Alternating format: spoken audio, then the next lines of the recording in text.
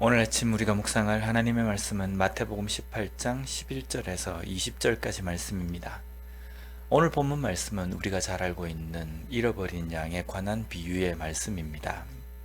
목자가 양 100마리가 있는데 한 마리의 길 잃어버린 양을 찾기 위해서 99마리의 양을 내버려 두고 그 한 마리의 양을 찾으러 간다 라는 내용입니다. 어떻게 생각하십니까? 목자의 이런 행동이 당연하다고 생각이 드십니까? 여기에 하나님의 마음과 우리의 마음이 다르다는 것을 우리가 알 수 있습니다. 우리의 생각은요, 99마리와 한 마리, 어떤 것이 더 비중이 있느냐, 크냐, 이것을 먼저 따집니다. 그래서 99마리를 두고 한 마리를 찾으러 가는 이 목자의 모습이 도무지 이해가 안 되는 겁니다. 만약에 우리가 이 상황에서 정확한 판단이라고 한다면요, 99마리를 다른 목자에게 맡기고 하든지 아니면 안전하게 우리에 넣어놓고 난 다음에 한 마리의 양을 구하러 가는 겁니다. 만약에 한 마리의 양을 구하러 가는데 그 한 마리보다 더 큰 손실이 있다라고 계산이 되면요, 그 한 마리를 포기하는 것이 우리의 이치적인 생각으로 맞다라고 생각합니다. 만약에 그 한 마리를 찾기 위해서 위험이 있고 더 큰 어떤 손해를 보게 된다고 한다면요, 한 마리를 포기하는 것이 지혜로운 것입니다. 그런데 오늘 하나님의 말씀은요, 이 100마리의 양과 또 99마리, 그 안에서도 99마리, 한 마리의 이 양에 대해서 우리에게 말씀하시는 것은 우리가 생각하는 이 이치와는 다르다는 겁니다. 우리는 어떤 것이 더 비중이 있느냐, 어떤 것이 더 이익이 되느냐, 이것을 따지지만 하나님께서 오늘 예수님께서 이 잃어버린 양의 비유를 통해서 우리에게 말씀하시는 것은 하나님께는 100마리의 모든 양들이 하나하나가 다 소중한 존재다 라는 것을 우리에게 말씀하신다는 겁니다.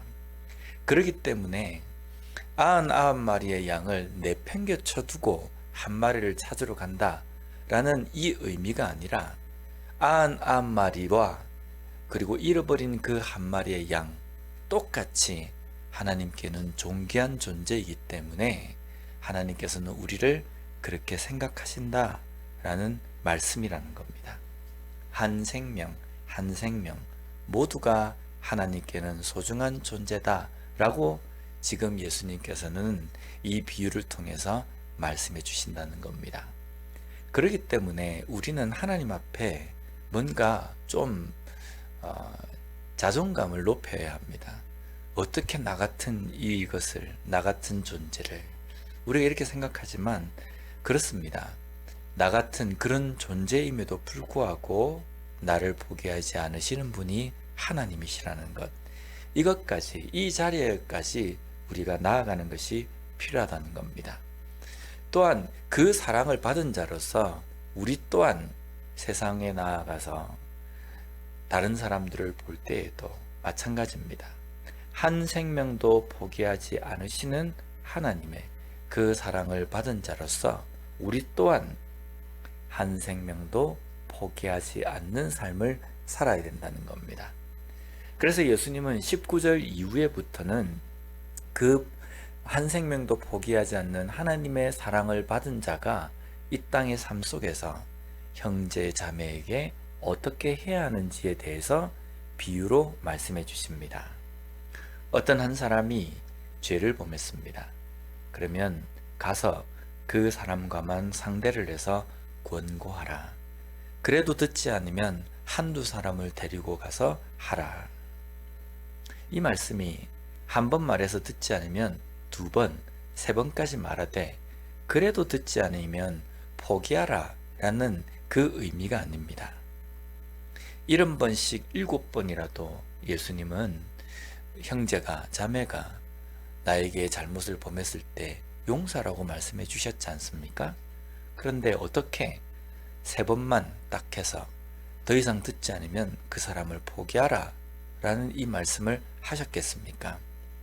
여기에 우리가 주목해야 될 부분은요, 형제가 죄를 범하거든 이라는 부분입니다. 죄를 범한 상태라는 겁니다.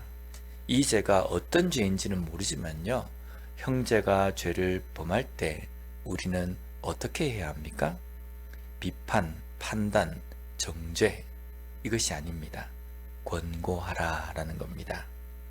여기에 권고에 해당하는 단어가 엘렌코라는 단어입니다. 뜻은 노출시키다, 드러내다, 시정하다 라는 뜻입니다. 어떤 형제가 죄를 범했을 때 그 사람과만 상대를 해서 먼저 가서 권고하라 라는 말씀은 그것이 죄임을 깨닫게 하라 라는 의미입니다. 들추원에서 세상 사람들이 다 알 수 있도록 까발려라 라는 의미가 아니라 그 사람으로 하여금 그것이 잘못된 길임을, 하나님의 말씀을 어기는 것임을 깨닫도록 하라 라는 겁니다. 그런데 여기에 또 중요한 구절은 그 사람과만 이라는 전제입니다. 즉, 죄를 범한 사람이 죄를 깨달을 수 있도록 하는데 그것은 그 사람과만의 상대를 해서 하라는 겁니다. 이렇게 그 사람에게 권고할 때에 우리의 마음속에 가져야 될 것은요, 진정한 사랑입니다. 그 사람이 그 죄의 길에서 돌이키기를 진심으로 바라는 마음으로 권고하는 겁니다. 그러나 그 사람이 듣지 않습니다. 그러면 어떻게 해야 됩니까? 그 사람이 재판선상에 서게 될 것입니다. 죄를 깨닫지 못하고 죄를 지었기 때문에 그 사람이 재판선상에 서게 된다는 겁니다. 그 사람이 재판에 서게 될 때에 유죄 판결을 할 때 가볍게 하지 말고 정확하고 신중하게 하라는 겁니다. 이때에 구약의 율법에 하나님께서 말씀하신 것처럼 두세 증인의 그 증언을 통해서 판결하라는 겁니다. 한 사람의 어떤 증언만을 가지고 그 사람을 유죄다 라고 이렇게 판결해서는 안 된다는 겁니다.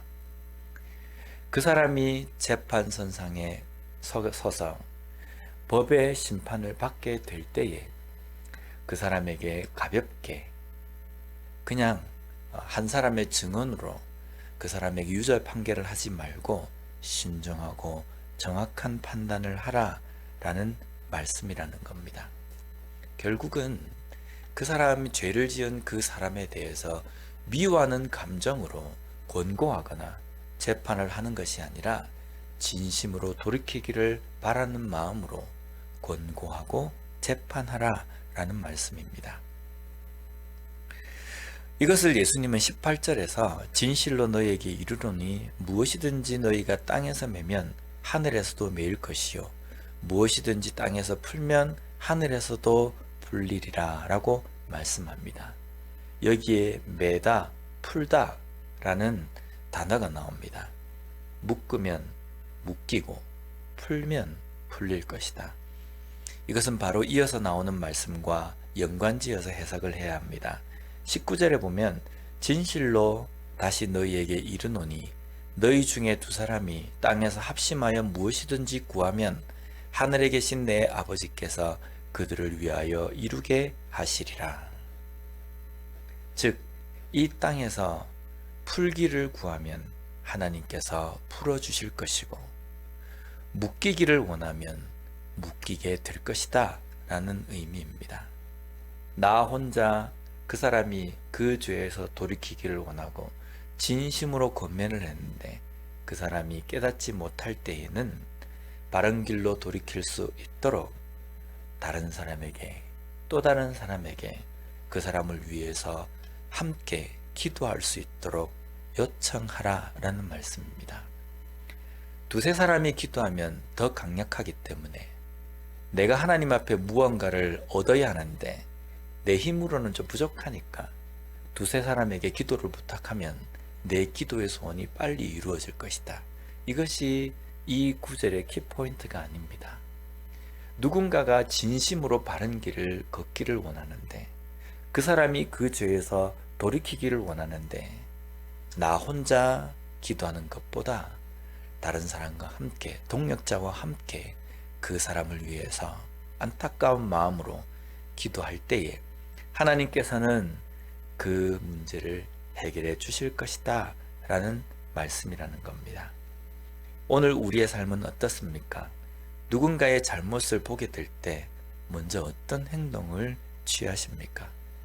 뒤에서 험담하고 또 다른 사람에게 그 내용을 옮기는 그런 행동을 혹시 하지는 않습니까? 아니면 정말 안타까운 마음으로 그 사람을 위해서 기도하십니까? 우리 그리스도인은 후자가 되어야 합니다. 나의 문제처럼 생각하고 가슴을 치며 그 지체를 위해서 기도해 줄 수 있는 것이 진정한 그리스도인이라는 겁니다. 또한 내 소원을 다른 사람에게 함께 기도를 부탁하는 것처럼 다른 사람의 그 문제를 위해서 나의 기도의 동력자들에게 함께 기도할 수 있도록 요청하고 부탁하는 그런 삶이 되어야 한다는 겁니다. 오늘날 이런 마음을 가진 그리스도인으로 살아가는 우리가 되었으면 좋겠습니다. 나 혼자 이 땅에 복음을 받아들이지 않고 죽어가는 영혼을 위해서 기도합니다. 그런데 이 기도의 자리에 또 다른 기도의 동력자들과 함께 기도하는, 그러므로 말미암아 하나님께서 이 땅 가운데에서 풀리기를 원하는 우리의 소원을 하나님께서 들어주시는 것을 우리가 경험하는 그러한 삶이 되었으면 좋겠습니다. 한 영혼도 소중하게 생각하시는 주님의 사랑을 받은 자로서 내 주변의 사람들을 향해서도 포기하지 않고 하나님의 그 마음을 품고 기도할 수 있는 우리가 되었으면 좋겠습니다. 기도하겠습니다. 하나님 감사합니다. 오늘 말씀을 통해서 다시 한번 한 영혼도 포기하지 않으시는 하나님 아버지의 마음을 깨닫게 해주시니 감사합니다. 그러기에 그 사랑을 나 또한 받았고 그 사랑을 받은 자로서 이 땅의 삶을 살아갈 때 다른 지체를 향해서 우리가 어떠한 마음을 품어야 하는지 깨닫게 해주시니 감사합니다. 우리 또한 그 누구도 하나님이 포기하지 않으시기에 누구에게든지 포기하지 않는 마음으로 죄를 범했을 때에 바른 길로 돌아올 수 있도록 가슴 아파하며 기도할 수 있는 우리가 될 수 있도록 주님 도와주시옵소서. 예수님 이름으로 기도드립니다. 아멘.